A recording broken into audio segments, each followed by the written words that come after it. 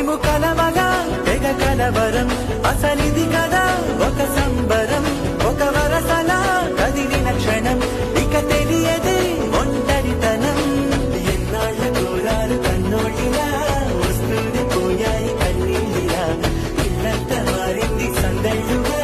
మీరంతా ఉండాలి వందేళ్ళిలా మనవారే వెనకుంటే మరణాన్నే మరిచేలి మనసంతా వెలుగేన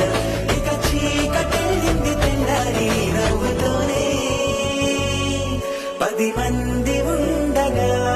ప్రతిరోజు పండగే పడి నవ్వుతుండగా ప్రతిరోజు పండగే